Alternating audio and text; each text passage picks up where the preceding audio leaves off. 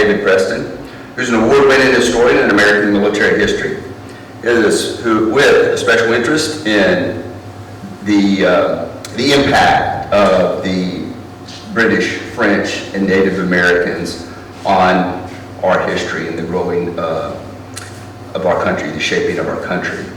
Growing up in Western Pennsylvania is what created this passion for this particular piece of history, and his passion for Pittsburgh Steelers football. He went on to get his doctorate in American history at the College of William and Mary, and is currently a professor of history at the Citadel, where he teaches cadets and officer candidates about U.S. military history and early American history. I have some teaching aids here. These are some of his products: award-winning Braddock's Defeat, which we talked about last night, and The Other Face of Battle, which he's going to talk to you about today. Dr. David Preston. Thanks so much, Russ.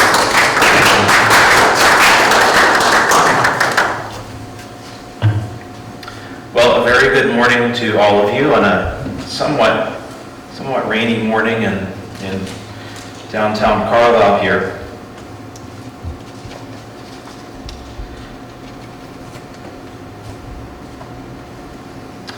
So it's a real privilege to be here with you and to talk with you about a book that, and I'll try to be careful about saying we, because it's a co-authored book, a volume that we feel is timely and relevant for military affairs in the United States at present.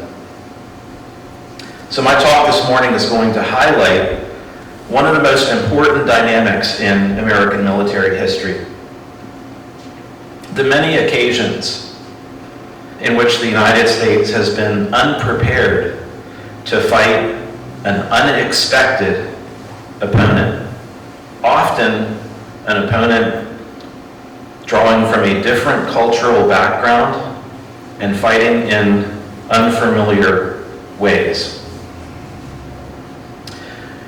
We take our title, The Other Face of Battle, from a very iconic book that some of you are undoubtedly familiar with, but if you're not, I highly recommend you read this. This is one of the most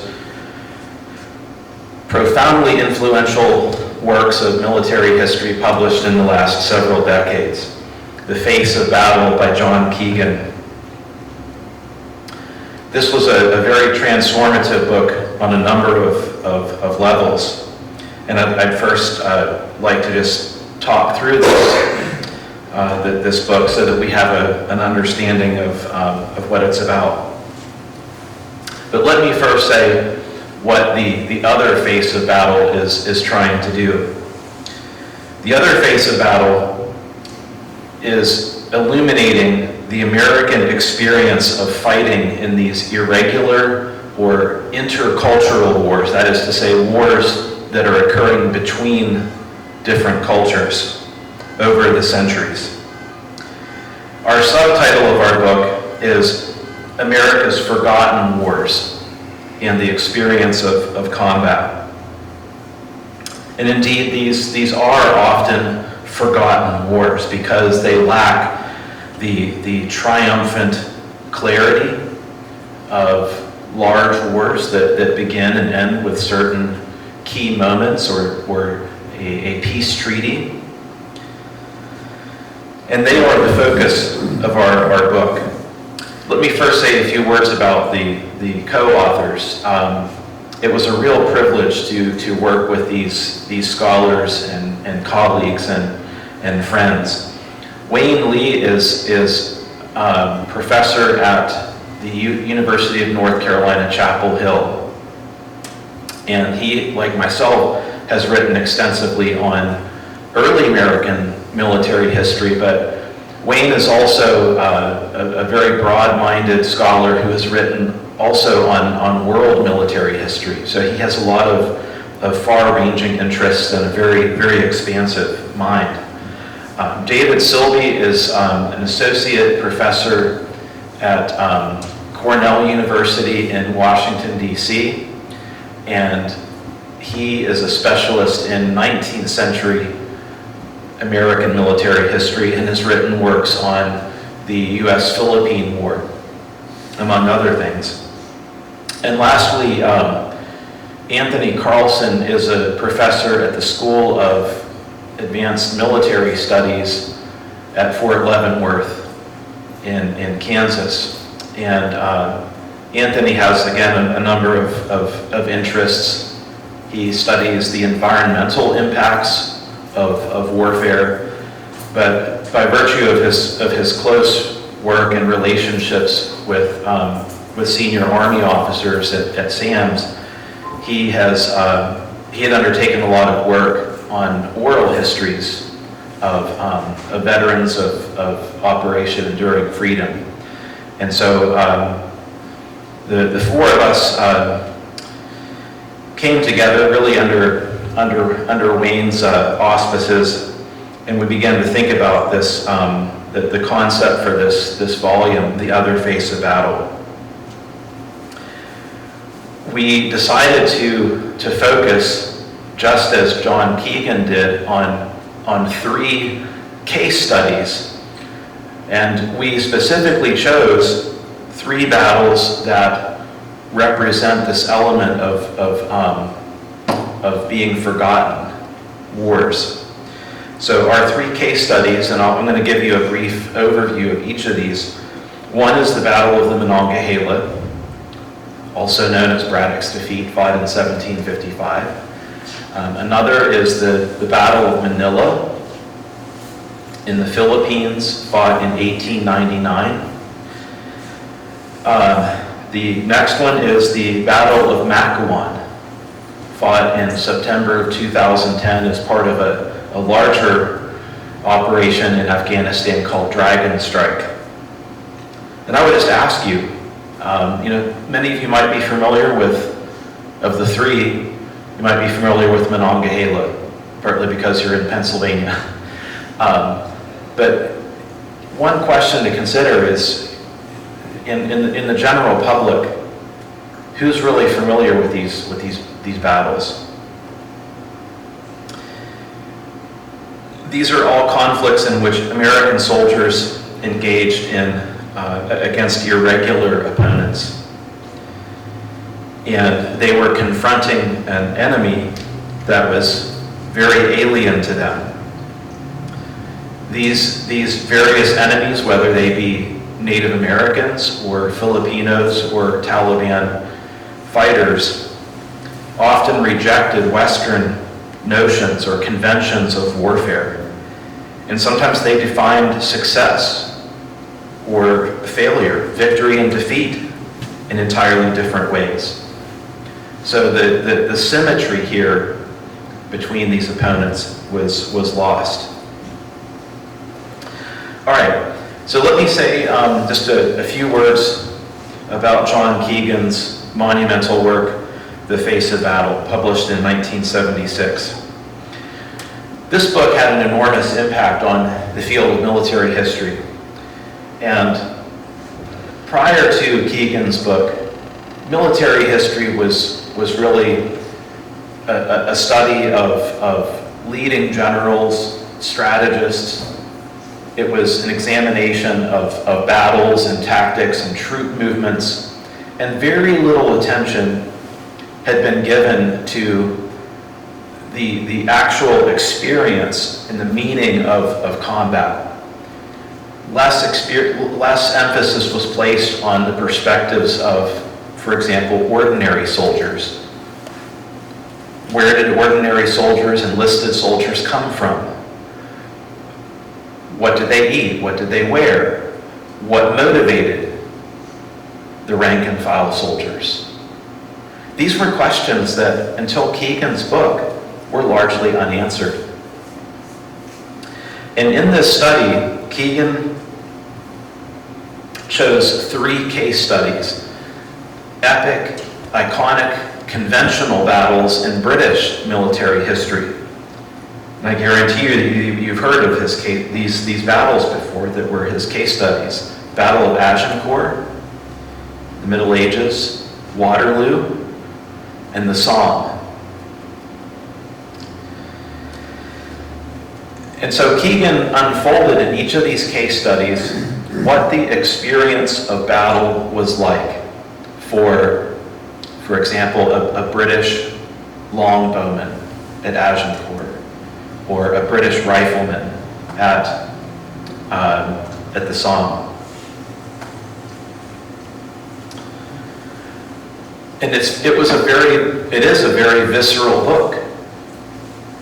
Because again, you're sensing, you're feeling some of the emotions of combat, the actual physical conditions, how these soldiers face death. Again, what motivated them in very difficult situations. So it comes highly recommended. Keegan's book, however, was focused on very famous and well-known engagements. Ones that both he's a British military historian, both his British public as well as even an American public would have some traction with. And it's a similar pattern here in the United States, where most of our national memory remains fixed on the similarly large, iconic, and conventional battles, such as, you can name some: Bunker Hill, Saratoga, Gettysburg, for goodness sakes, Pearl Harbor, Normandy, the Bulge, etc. But who remembers battles like Macquarie, or Manila, or the Monongahela? So those three battles that make up our case studies, what we wanted to do with these is to examine irregular warfare, asymmetric warfare in the American military context. We purposefully chose these engagements because they are forgotten. That's the point, is that one of the basic elements of irregular conflicts is that the significance of the actions, the significance of the battles is often unclear, indeterminate.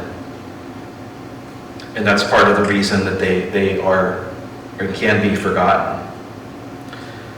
Now, as a general rule, if you look at our long history, military history, the battles involving irregulars that we do remember are situations where things really, really go bad. Custer's defeat at the Little Bighorn, for example. Braddock's defeat, or someone last night mentioned St. Clair's defeat in the year 1791, which was a very catastrophic defeat of the U.S. Army that was defending the western frontier at that time.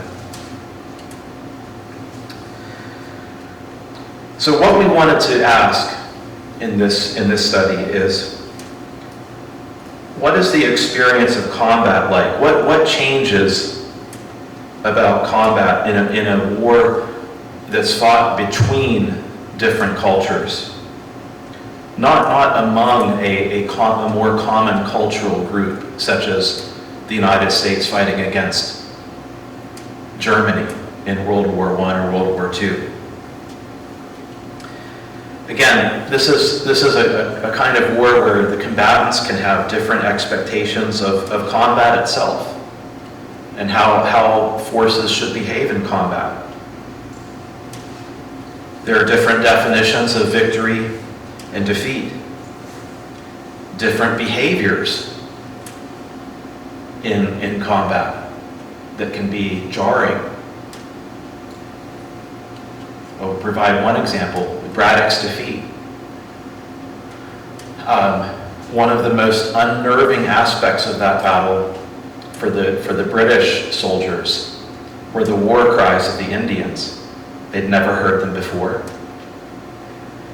And the sound of hundreds of warriors raising these piercing, the British describe them as, this is the word they use, murderous cries in the forest surrounding them, very demoralizing. It magnified the numbers of the natives. Around 700 natives were present, but to the British, who were terrified and hearing these loud war cries, it probably sounded like a few thousand.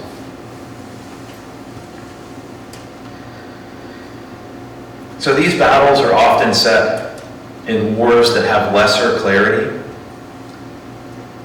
in terms of the objectives, the cause, the very cause for which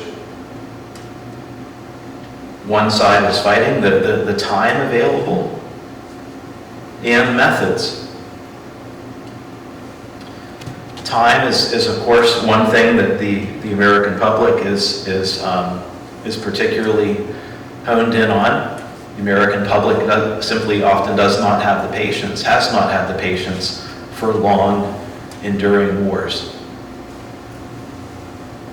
And I think our recent experience in both Iraq and Afghanistan have demonstrated that. The fact that the American public has been largely divorced from a 20-year war in Afghanistan, I think is due to other things. The fact that so much of the burden of that war has fallen upon a very tiny percentage of the American public. And secondly, that so much of this conflict has been waged with deficit spending. So one of the classic means of a population feeling the burden of a war financially, taxes is gone. So a few little caveats here about our book. Our book is not trying to privilege irregular warfare or small wars over the big, large conventional wars. We're not saying that conventional war is somehow easy. Like look at the intricacies of the invasion of Normandy or any of the amphibious landings in the Pacific. These are highly complex operations. We're also not saying that conventional war is somehow hidebound or unchanging. We understand that even conventional war is something that's adapting. What we are saying, though, is that throughout American history, conventional and unconventional threats to our national security have often coexisted. This is, I think, where our history in the 19th century in particular offers some really interesting lessons. Because on the one hand, the army of the 19th century, part of it was outward facing or Atlantic facing. They understood well what could happen if a British invasion fleet showed up off the coast of, say, Baltimore. The War of 1812 was a lesson learned there. And so much of the army was focused on coastal defense. But at the same time, there were other elements of the United States Army that were basically a constabulary force out on the frontiers, having to do battle with unconventional Native American opponents. And so the Army was essentially accepting that duality and the fact that they had to be capable of both types of missions ultimately. When you look at the broad sweep of American military history, our different wars, conflicts, interventions, the vast majority of them have been small wars. We tend to remember, of course, the big ones. The Revolution, of course, the War of 1812, Civil War, World War I, World War II, etc. We're drawn to those because of the scale, because of sometimes the stakes involved, the clarity, as I mentioned earlier. But even some of those big wars, you could say, are now forgotten, like the Mexican War, even the War of 1812 to a great degree, or the Spanish-American War. So when we understand that fact, that the vast majority of our conflicts in our long history have been small wars, these forgotten wars that we're talking about, what we're ultimately arguing in this book is that there is a high probability that the wars of our future will also be small. And that informs how our nation, how our armed forces think about preparing for the future. Okay, what I want to do now is to kind of give you a sense of our specific case studies here, okay? And the first one is of course one well known to me. The story of Braddock's expedition in the year 1755. This was part of a British effort to gain control of British claimed territory in the Ohio Valley. General Braddock's destination, his objective, was the capture of the French Fort Duquesne, which sits right at Point State Park in modern Pittsburgh. And from there, he was supposed to roll up other French outposts in the region, going all the way up to Lake Erie, and then even coordinating with another British army that was attacking Fort Niagara. It's a tall order in one campaigning season.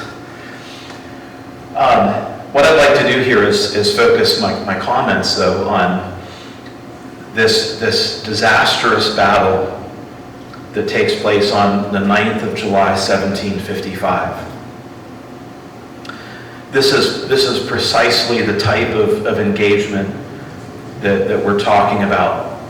This was a conventional British army brimming with firepower. Braddock has about 13 different guns with him, artillery pieces. They of course have muskets. They are marching in at least they thought, a secure formation. Braddock has about 1/3 of his entire force out in the woods as flankers. So the British were taking precautions, but they were also highly confident of victory, especially when they got across the Monongahela River without incident. And the French and their native allies had done nothing to seriously delay or try to attack the column in any way during its long march across the mountains from where Cumberland, Maryland is today, close to Fort Duquesne. So when General Braddock's army crossed the Monongahela, and there's no French or Indian attempt to use that river crossing to delay them or ambush them, where they would be very vulnerable to attack.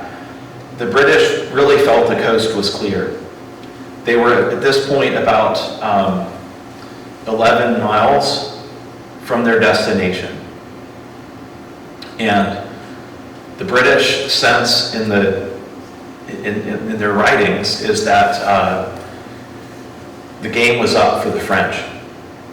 That this is going to become an exercise in conventional war. The British Army will encircle, they will besiege Fort Duquesne, they will destroy it with heavy guns and artillery. And if the French are still there, they will be destroyed. The British really expected the French to acknowledge that the game was up and to scuttle the fort and evacuate. So there was a sense of confidence in the ranks, and it's at that moment, that inopportune moment, that the French and the Indians unleash essentially we would call it today a hasty ambush. It's not a classic set piece ambush where they're waiting for the British to walk into their kill zone and then open up fire on them. This is more of an attack where they develop a set of flanking movements around the British column. And the British were completely unprepared for this type of warfare. The French and their native allies, they're fighting as irregulars. And the Indians especially so. And the French Canadians, for their part, they did have loads of experience in previous Anglo-French wars, fighting alongside their native allies and learning how to fight in the woods in a loose and open style. So the French commander, Captain Beaujeu, he was very experienced. This is not his first rodeo in North American warfare. The British, who had placed so much confidence in their conventional strength, these are the heart of the British Army here are regular troops from the British Army in garrison in Ireland. And the British regulars simply have no experience. They have no training in their background that could possibly equip them for this other face of battle. What does that other face of battle look like? I mentioned one of those elements. One of the first things that the British experience is the sound of those Indian war cries being raised around them. They also were completely jarred mentally,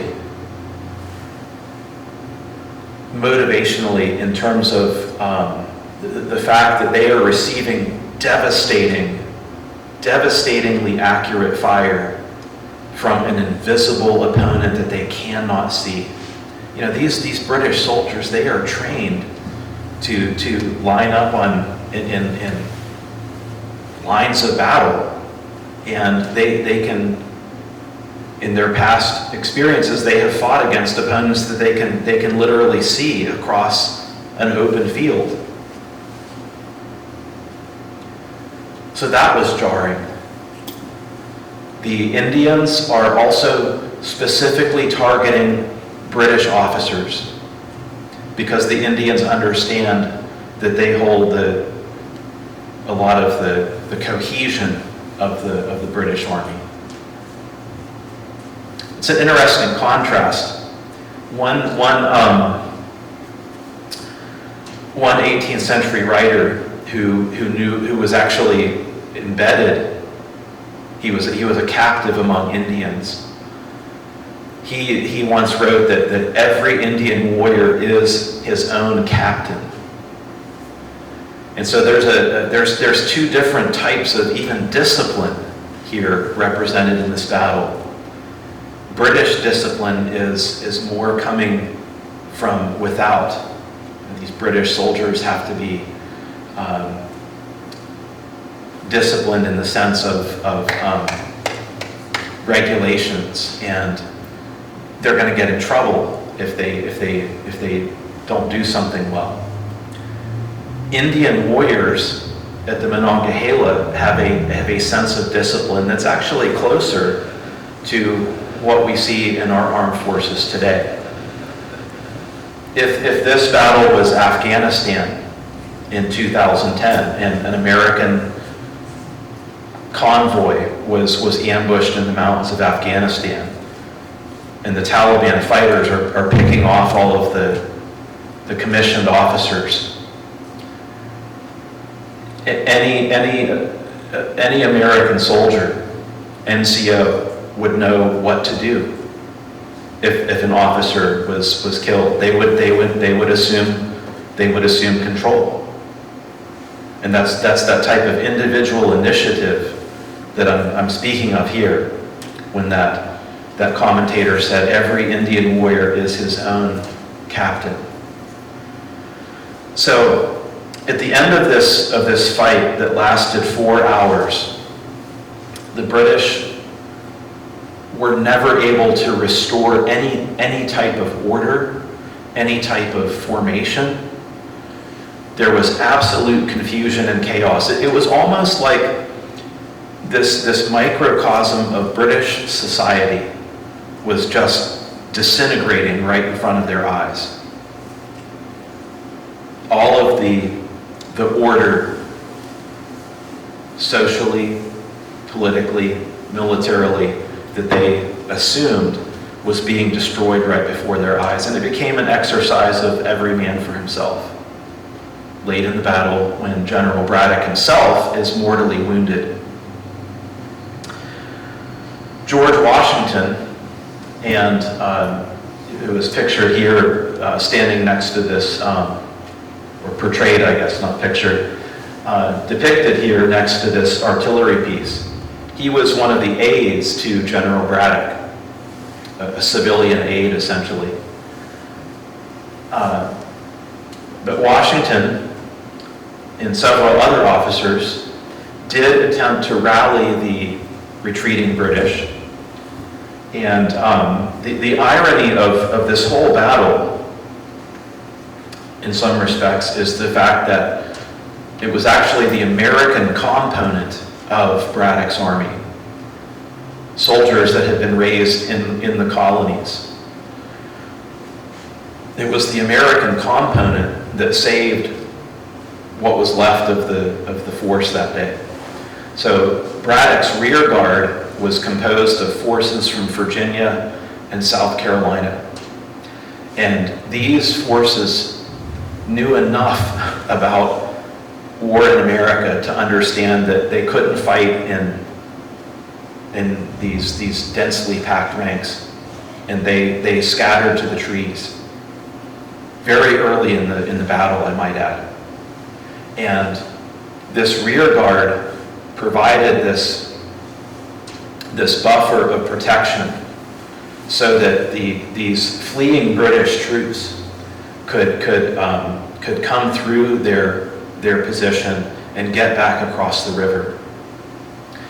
Even then, one of the best ways to understand Monongahela is this very grim statistic, that 2 out of every 3 British soldiers who crossed the river that day would be killed or wounded in the space of about 4 hours. If I remember the numbers correctly, 976 out of 1,469 combatants killed or wounded in 4 hours. It's an absolute slaughter. And it's a battle that illustrates this other face of battle. A conventional force flush with firepower and a sense of victory that is catastrophically defeated by irregulars that terrify them ultimately. Okay, I'm going to rush through the other 2 examples. I wanted to particularly emphasize the French and Indian War component, but I will mention these as just other examples of different dynamics. So the Battle of Manila in 1899. This is an example of an unexpected fight with another unexpected outcome. This battle is set during the Spanish, at the end of the Spanish-American War of 1898. Now recall that a year earlier, the United States Asiatic Fleet under Dewey had captured Manila in an epic naval battle involving the Spanish fleet in Manila Bay. And the United States very quickly, both in the Caribbean and in the Philippines, defeated Spanish forces. And initially there was cooperation. There were high expectations on the parts of the native Filipinos that the United States defeating the Spanish would lead towards their independence. And they knew full well the story of our revolution, our struggle for independence from a colonial power, Great Britain. But when it became clear that the United States was not going to allow the Filipinos to pursue that route, conflict broke out between the United States and the Filipinos. So a year later, in 1899, there's another battle at Manila that most people have no idea of. And this is, interestingly enough, a conventional battle in which about 14,000 American troops are arrayed against a Filipino militia army of about 11,000. The Filipino forces are dug in. They have modern weaponry, muskets, etc. And so here we see, interestingly enough, the United States Army being able, because of its experience in the 19th century, being able to confront both a conventional threat and an unconventional threat. This was an army, of course, that's only about, not even 40 years removed from the Civil War, right? So some of these soldiers, especially the older ones, they might have been in pitched battles in the Civil War where they're charging field fortifications, entrenchments. And so this was not exactly an unfamiliar task, although they knew full well the risks of frontal assaults against an entrenched opponent. But here at Manila, the U.S. Army risked something that they probably would not have risked if they were charging, for example, a French or a German opponent. The U.S. forces here had a very low estimation of their enemy, the Filipinos. And so they, in May of 1899, this one-day battle, the United States unleashes a series of assaults against the Filipino positions. And guess what? It works. And the Filipinos, it appeared, could not fight. They could not stand against the prowess of the U.S. Army. But this is an example of where, in the context of these small wars, initial victories, initial triumphs on the battlefield can be very deceiving. It can produce a kind of tactical arrogance that you're going to always triumph on the battlefield. It can also produce a kind of false decisiveness. Yes, The United States Army at Manila triumphed. It was a victory. But it did not lead to any type of strategic result favorable for the United States. Anybody know what happens next after the Battle of Manila? A grueling insurgency that lasts for several years until about 1904. So think about that. The Spanish-American War, which we tend to remember because it produces these seemingly quick results, the destruction of the Spanish fleets in the Caribbean and in the Philippines, battlefield victory, San Juan Hill, Theodore Roosevelt, the Rough Riders. But we forget that this war, this insurgency that involves the United States and these Filipino guerrillas, that lasts longer than the entire Spanish-American War. It produces even more casualties than the Spanish-American War ever did.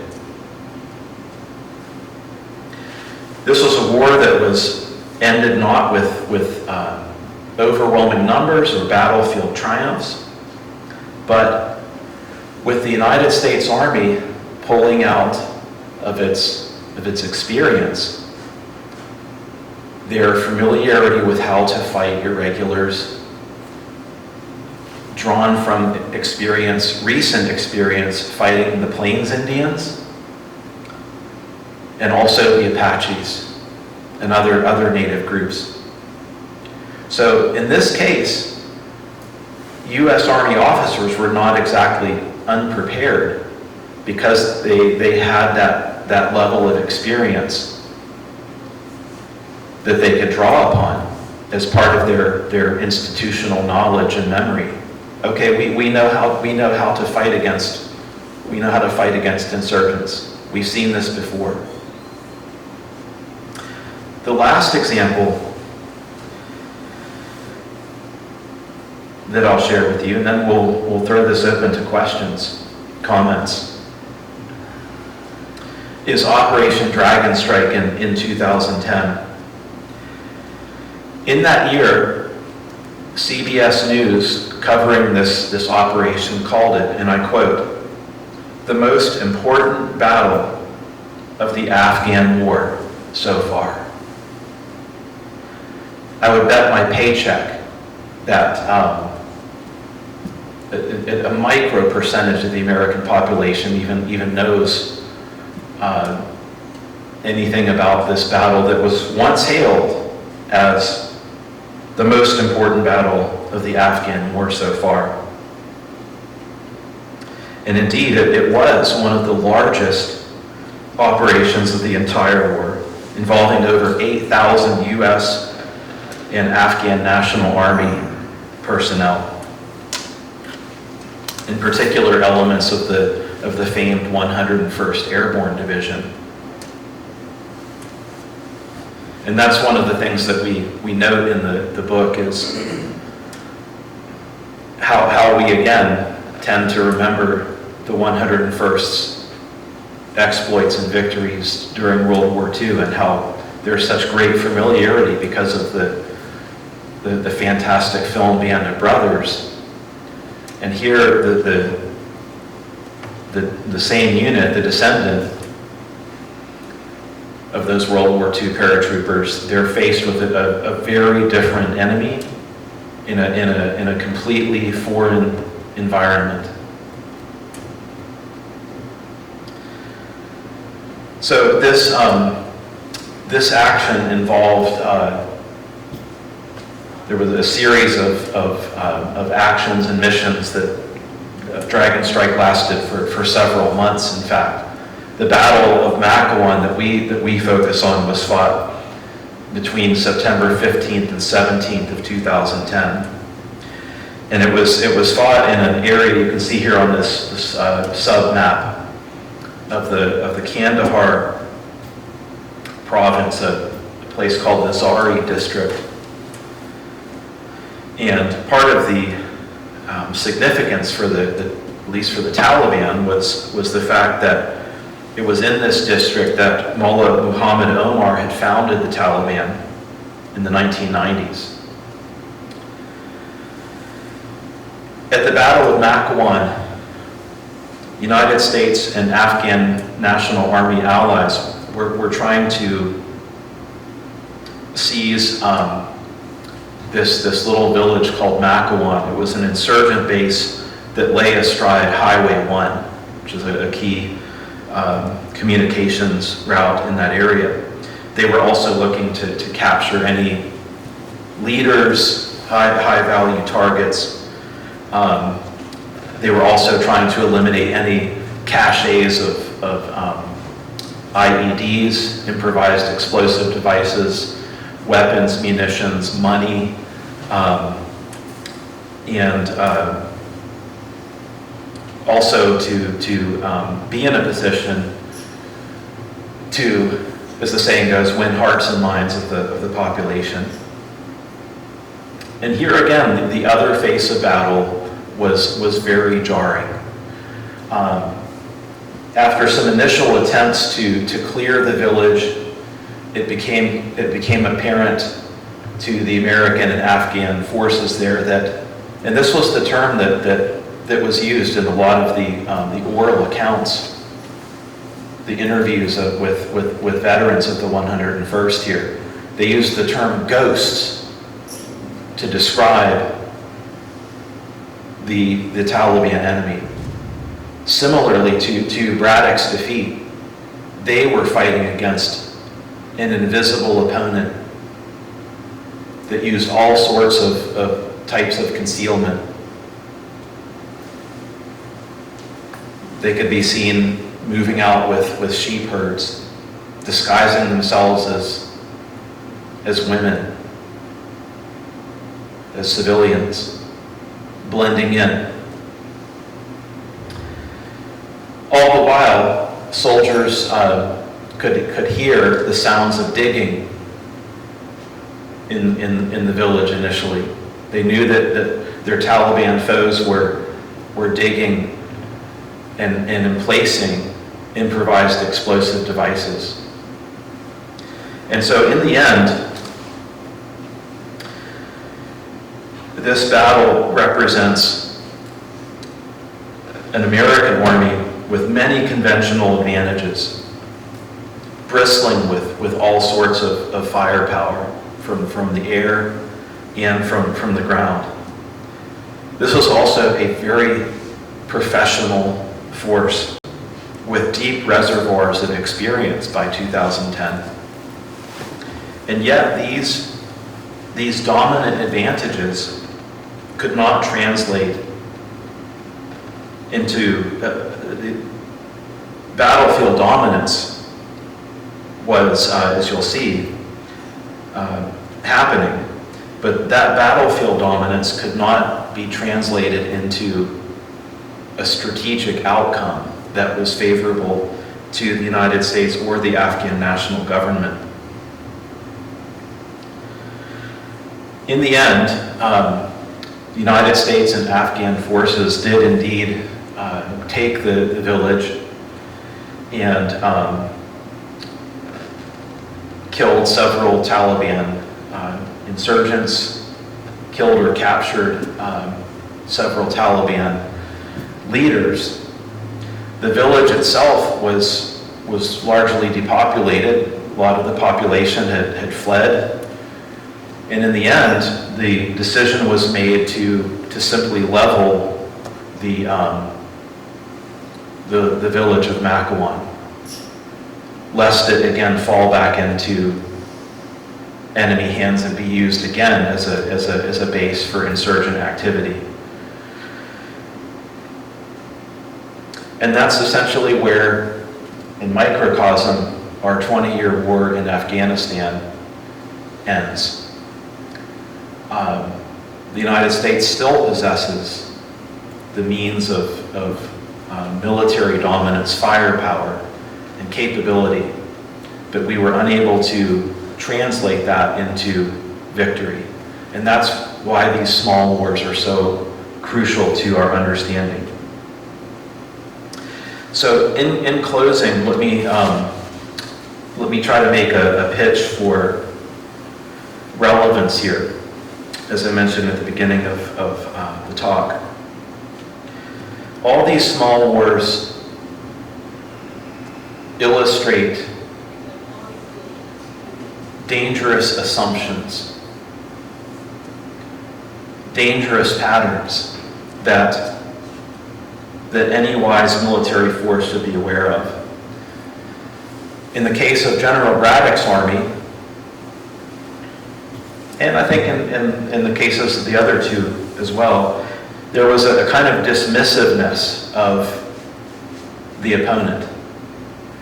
And we've learned through hard struggle that saying the enemy gets a vote. Even if you dismiss their military capabilities, they still get a vote. Often in small wars, we see a pattern of dependence on indigenous or native allies. But though that dependence is often a short-term fix. We need the cultural skills, the linguistic skills of the native inhabitants. But then, in many cases, there is a tendency to discard those indigenous allies at the end of a conflict.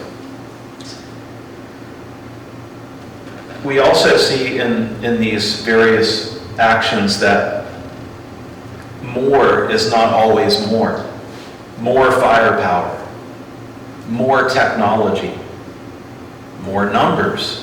That doesn't always mean that you're going to win.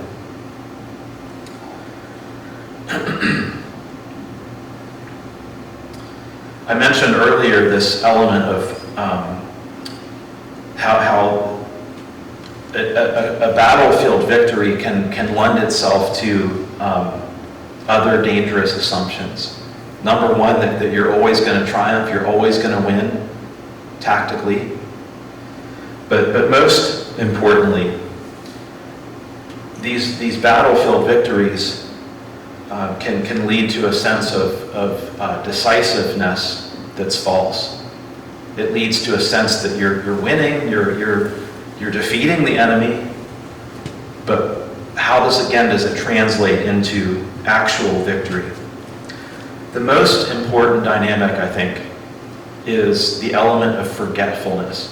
So here I come back to this theme of forgotten wars. Why are these forgotten? Part of the reason that I mentioned already is the sense that there's nothing decisive here. Part of it is a forgetfulness because we want to forget, because of how painful or how difficult the struggles were. And we see that pattern in the last 60 years. We see that pattern happening quite a bit. I'll give you two examples as I close here. After the Vietnam War, the United States Armed Forces had enough experience and knowledge to have written 1,001 manuals, doctrinal statements about how to deal with irregular war, with counterinsurgency techniques and tactics. But in the 1970s, the United States Armed Forces, by choice, retooled themselves for conventional war against, listen to this, a symmetric and well-known opponent whom they expected to fight in the next war. And I'm speaking here, of course, of the Soviet Union and their Warsaw Pact allies. Now, at that time, that made perfect sense in a way. The Soviet Union achieved its highest degree of conventional strength in the 1970s. So there was good reason for that. that shift. We see that shift today in the United States Army as in the past several years, the conflicts in Afghanistan and Iraq have been drawn down. And we see a shift in the United States Army in doctrine and in teaching and training, that shift away from small wars, counterinsurgency experience derived in Iraq, Afghanistan, and shifting towards what is called large-scale combat operations. So instead of smaller forces like a brigade level element being emphasized, the Army is now emphasizing division, corps, and Army movements common in a large-scale operation against, guess what? An expected conventional opponent, meaning, fill in the blank here, Russia, China, North Korea, Iran. As I mentioned earlier, and here I close, when one examines the broad sweep of American military history, the vast majority of our conflicts have been small. And so therefore, we must confront the probability that our future wars might also be small. The other face of battle is most likely to reemerge as the U.S. faces war unprepared against an unexpected enemy. Thank you very much.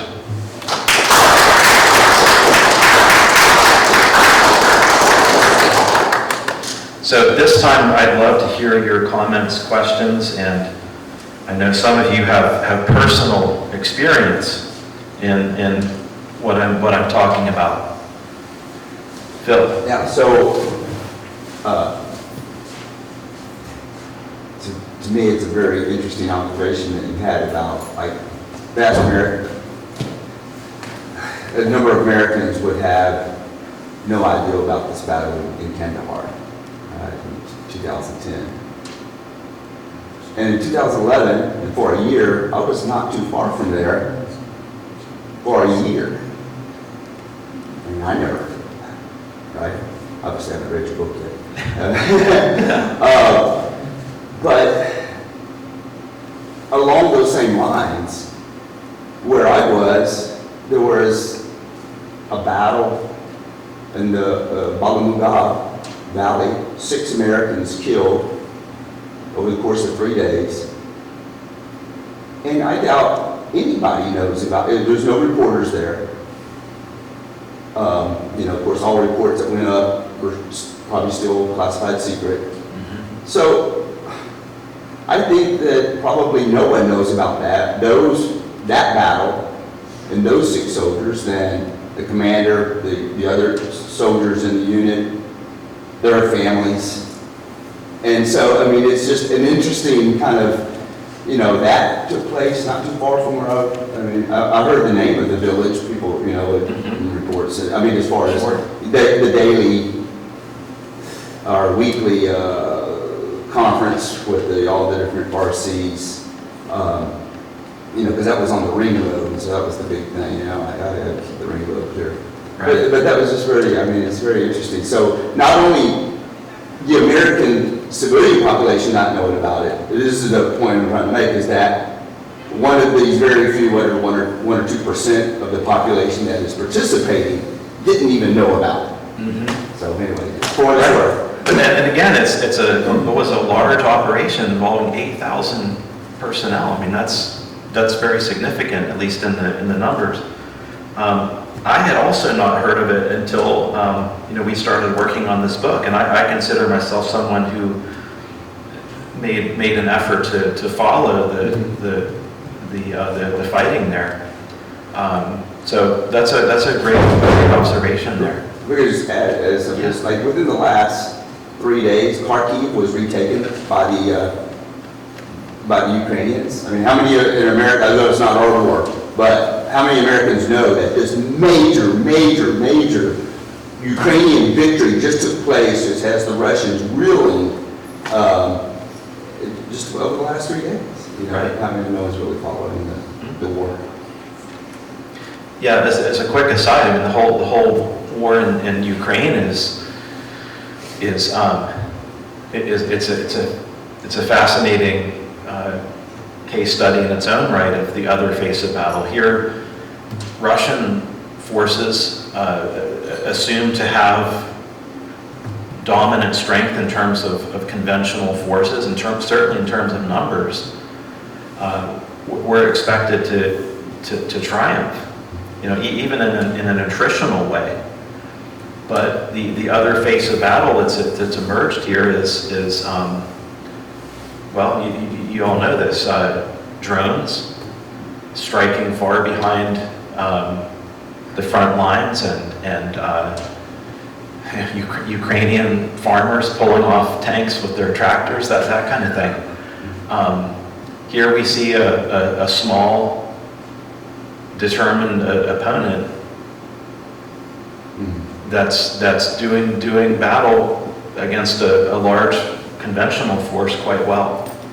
Now you can debate whether the Ukrainians are fighting more in conventional or unconventional ways, but that is a great application. One of the other points that we raised in the book is that, you know,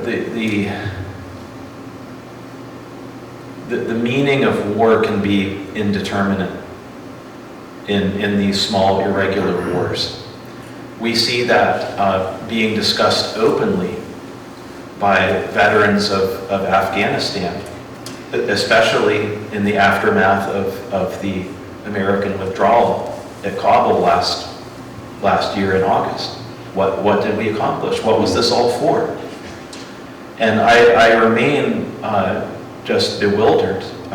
It's staggering to me that there have been more suicides among these veterans than among actual combat deaths. It's staggering to me. It should 6 a day. It should be a point of national concern, much more so than it is. Any other thoughts or comments here? Sam? Well, I can remember, you know, as a young captain in the 90s, coming out of the Cold War, and they had operations like Somalia, Haiti, Bosnia, Kosovo, or really considered small wars. And the thought process that I recall, and I was in USASOM at the time, Special Operations Command, was the Army needs to know how to do the big thing, the conventional thing. Because the small things we'll be able to do, but we may not be able to do. If we only train on the small ones, we won't be able to do the big thing. And it seemed like, you know, we fast forward 10 years, and it was just the opposite. It was, we can do the big thing, but this small thing is hard as hell to do.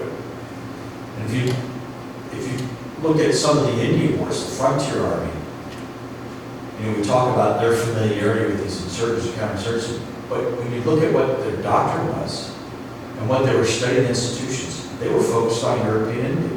They were focused on the next big conventional war. Nobody was studying tactics against Indians unless you were a troop out on the frontier and you knew you were going to face that. You weren't training that. And the tactics, techniques, procedures going into battle. I remember reading a letter from General Miles in 1890s, the end of the Indian Wars. And he's laying out in General 1, here's how you work with Indians. Because he knew his force, all regulars, didn't know how to do it. They hadn't studied it.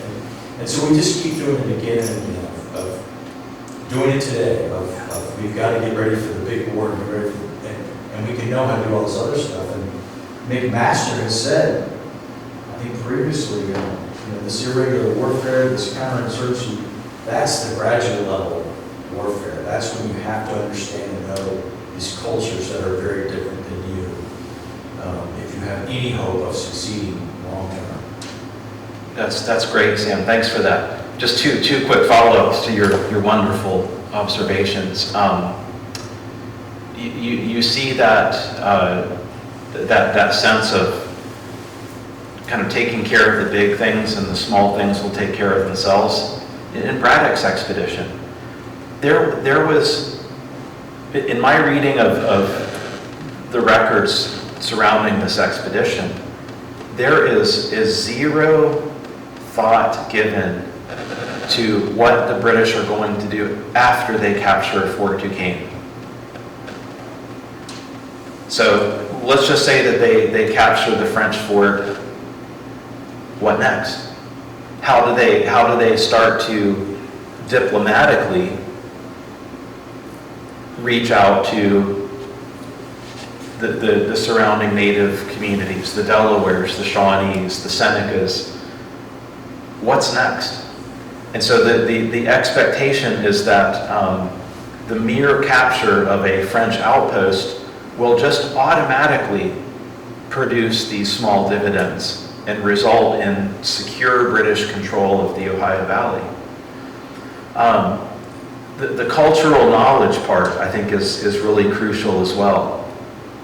This is exactly why the French were so successful in North America for so long. And you know this, having written a book on one of its most illustrious families, exemplars of this at work. Despite their small numbers, the French were able to strategically dominate North America, including the more numerous British colonies. And they did so because they were so well immersed culturally in the native geopolitics. Their officers could speak, in some cases, multiple Indian languages. They knew how to conduct diplomacy effectively with the natives, using their diplomatic customs. And so there is a great degree of cultural knowledge that it really explains why they're successful on the battlefield in these large coalitions involving, in the case of Braddock's defeat, at least 20 different native nations or communities drawn from as far east as the St. Lawrence Valley and as far west as the Mississippi Valley. So I think that cultural knowledge is really critical in these small wars that we're talking about. Sir? I'd just like to make the observation that there's a significant difference between success on the battlefield, success on a campaign or operation, and success in war. And the French may have been very good at all those things you just said, but who won? Who dominated this continent? It was not the French. It was the English colonies that dominated the continent. So getting to success in war from success on a battlefield is a big step. And just looking at the Kandahar situation, or Afghanistan writ large, okay, we put on ourselves a significant strategic restriction that made achieving success in the war almost impossible. Which is, as we had done in Vietnam, as we did in the Philippines in 1899 to 1904, we provided the enemy a sanctuary to which he could withdraw from our firepower and our military advantage and wait us out. And so, That's if very well said. the symposium is about war, the question is, how do you translate battlefield success and failure into success in the war, okay, as opposed to how do we make our platoon leaders better ready to go against insurgents. I submit those, by 2010, those American members of the 101st Airborne Air Assault Division, actually, were some of the best counterinsurgents on the planet, okay? And They knew how to do irregular warfare, Right. right? But taking and razing the village doesn't mean the Taliban lost the war. It meant they lost the battle. It meant they lost that particular campaign. Dragon Strike was a success, okay? But there wasn't, we didn't know, and I'm not sure they knew either, other than just to wait us out, how to translate successes or failures into success in war. And the other thing is, from a historical perspective, when are you going to define and say, okay, at this point, we're now going to say this was a success, now and forevermore? Because Korea, the forgotten war, was universally perceived as a failure in the 1950s. Right. By the 1970s, Korea was universally viewed as a success as compared to Vietnam, which was now the failure. Because we had a free and independent South Korea that was turning into a democracy, becoming a part of the capitalist system, the Western culture. Sure. You know, and yet in 1955, everybody thought we'd lost in Korea because we hadn't taken North Korea then. So where do you draw the line in terms of the history timeline and say, this war was a plus? So those are great points, and we do address all those in the book. You know, in the case of the British, you're quite right. The French are no longer here except for two little islands off the Atlantic coast. A lot of the French colonists are still here in the province of Quebec, of course. But quite right that this war ended in a complete British triumph, not just in North America, but elsewhere in the world. And this is where there's really, I think there's two dynamics at work. First of all, the shocking nature of Braddock's defeat meant that the British redefined the objectives of the war itself. In 1755, this was basically like a police action. They hoped that the war could be contained just to North America. They saw these military interventions as just over territorial disputes, and that by sending in, there were actually 4 different British expeditions launched in 1755. Braddock's was one of them, and of course the best known. But the idea was to gain the initiative against the French before they could respond.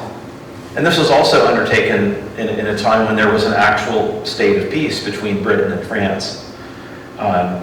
Were the British willing to assume the risk of declared war with the French? Clearly, they were. They wanted to get the first jump on the French in that eventuality. So the shocking defeat of Braddock, as well as the ways that it swung the pendulum towards the French and the Indians, it really changed in a fundamental way the ultimate British objectives in North America. So it goes from limited to total. After Braddock's defeat, British leaders are setting their sights not on these little tiny outposts in disputed territories, but Canada itself. And they want to, the calls are legion. They're quoting, who is it, Cato, the old Roman politician who says, Carthage must be destroyed. And they simply substitute the word Canada for Carthage. But that is why, indeed, the war ends in 1759 and 60 with an absolute conquest of New France, to include a very hard and destructive war against the Canadian population, I might add. The second thing that's happening is that the British Army, contrary to our popular mythology, did in fact adapt extremely well to war in North America. The British Army adapts tactically by forming and developing the capabilities in terms of light infantry and ranger units to be able to go out and defeat French, Canadian, or Native American irregulars in the woods. They also develop the logistical and transportation infrastructure that makes it easier for them to move conventional forces safely through these uncharted wilderness areas that Braddock had such immense difficulty surmounting. So again, the British Army, they're hitting on both of those spectrums. They are fully capable of sending 25% of the Royal Navy to support an amphibious expedition to Quebec and land several thousand British soldiers right at the doorstep of the heart of New France.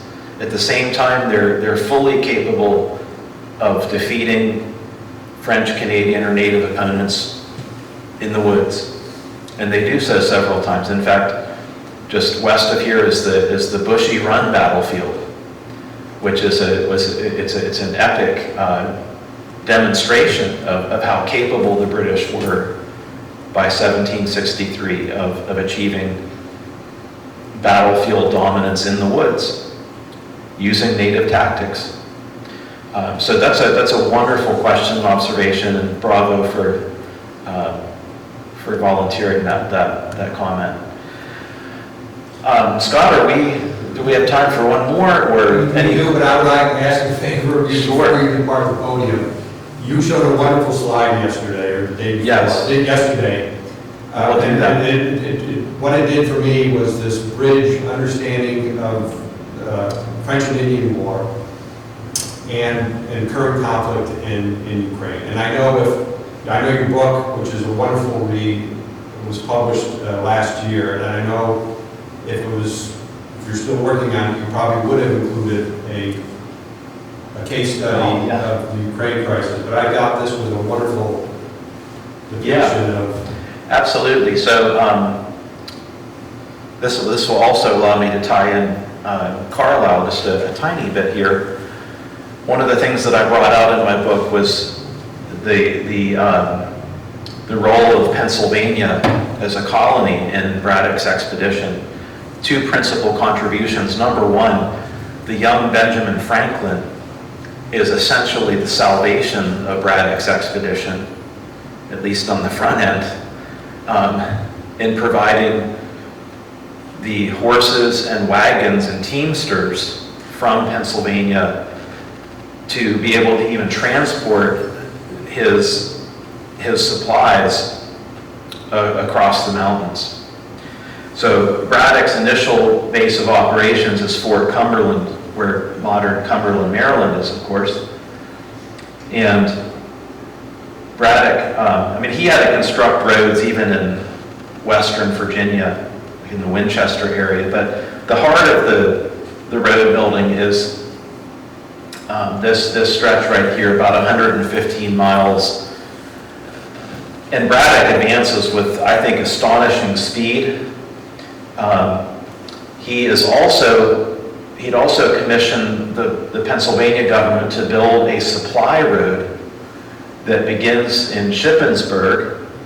Carlisle back here would have, of course, been an important conduit of supplies coming from Philadelphia over to Shippensburg. But what Braddock had hoped is that Pennsylvania road builders could channel a road across the Alleghenies and reach his force. It would have probably been in the vicinity of this area, possibly along the Youghiogheny River right here. The road builders never got that far, however. These are some pictures that I've taken in western Maryland of extant traces of Braddock's Road. I hasten to say here, before I continue, that these deep scars of the road that you see today, these are not channels created by the British Army in 1755. Rather, these are channels created by thousands and thousands and thousands of American settlers using Braddock's Road to access points west for the next 50 years. Braddock's Road would be one of the principal highways leading from Virginia across the mountains into the Ohio Valley. And it was not until the National Road was constructed in the early 1800s, that is to say modern-day U.S. Route 40, that Braddock's Road essentially became obsolete and abandoned. And that's why these stretches are so well preserved. Here is another really powerful image. This sandstone rock, if you take a close look at my photo, there's a big divot in the rock. Again, that's from the iron ringed wheels of the settlers' wagons coming west for decades and decades that wore this groove into the rock. Walking these stretches of road, there's actually two corridors of the road, but they're all going up the side of the ridge here. You can see just how incredible it was that the British surmounted this type of terrain where there had been no military road at all. And they have to blast rocks out of the way at times. They have to build actual bridges.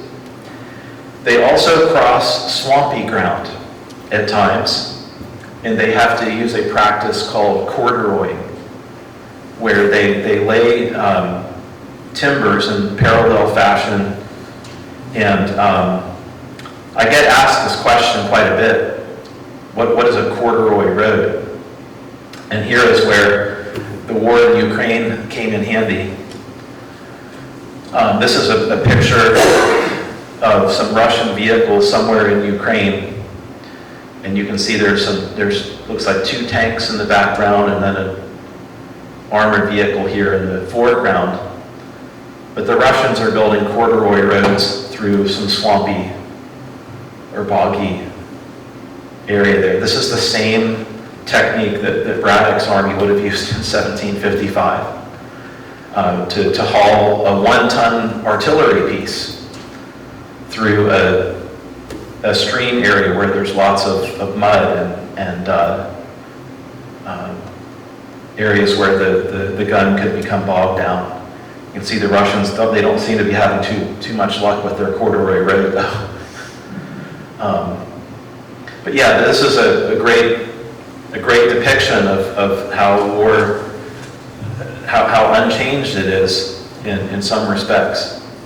General James Mattis, Marine officer, he was fond of quoting the book of Ecclesiastes from the Bible, and the passage in there that says there is nothing new under the sun. And by extension, there's nothing new in war ultimately. Technology changes, but the human element does not change his meaning. So I want to thank you for coming out, and I want to doubly thank you for your wonderful observations and questions. And I just encourage you all to spread the word about the War, Peace, Justice Symposium. Bring friends, and stay engaged with this initiative as it unfolds into the spring. Thanks so much.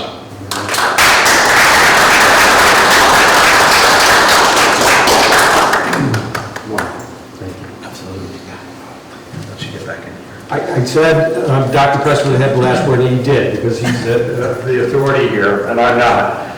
But he's got a very tight timeline, and Typically, most of our sessions will be double run, typically sequential nights. And unfortunately for us, Dr. Preston has another engagement back in South Carolina and travel very early tomorrow morning, so we weren't able to keep it. But Dr. Preston, we want to invite you back. So, because to finish your story, because it is a never-ending story, and so what's the so what?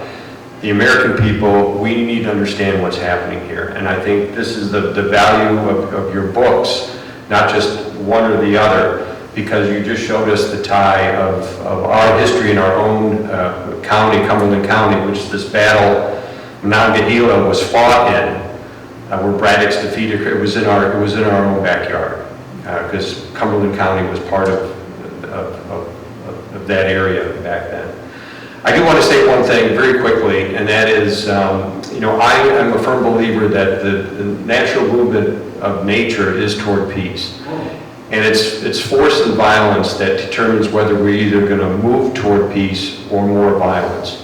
And I think this gets back to Jim's thing about war waging, war fighting, et cetera, et cetera. And I'm in the belief, and as I go through the symposium myself, is that we have taken on a perspective that force has now become an end in itself and not a means to an end. And I think that's been proven over the last 20 years. With the tactical level, just like Vietnam, never lost a tactical fight. But as far as war waging, at the high-end operational, theater, strategic, we're not doing well. And this is the value of General Dubik's thesis in his book, Just War Reconsidered. So again, this symposium is a journey. It's not just one slice of the pie and we end. Just please continue to stay with us, and we'll do this again and again with this sustained discussion until we understand as an American people what war, peace, and justice is all about. Because if force and violence is an end in itself, we'll be back again with another Vietnam, another Battle of Monongahela, or the Spanish-American War in the Philippines, the Philippine War. And so my heart is I'm a little bit disheartened in that we forget these type of wars, and that we once they're over with, because they don't have a just or a peaceful outcome, that we forget about them. And I think we owe our veterans and their families to understand their plights and not just give them platitudes, thank you for your service, and throw some money at them through the VA. But they are not warriors, they are citizen soldiers, they are us. They come from us, they return to us. We owe them a healing and for their sacrifice. So this is what the symposium is about. So please continue to stay with us. And again, Dr. Preston, we hope you will return to us sooner rather than later. And thank you, and God bless you, and safe travels back to South Carolina. Thank you, everybody, for attending. Next event is, again, next week, Wednesday and Thursday, conflict transformation. How do we get to peace and justice? How do we get from quarreling adversaries to nonviolent relationships? If we can't do that, then what is the purpose of war and using force and violence, except to punish and be punitive? So thank you very much. Enjoy your day and stay dry. Thank you.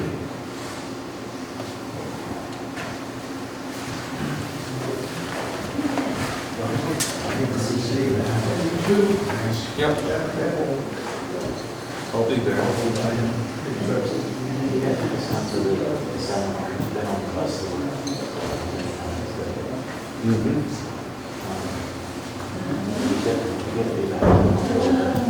Yeah, it's been a few years with COVID.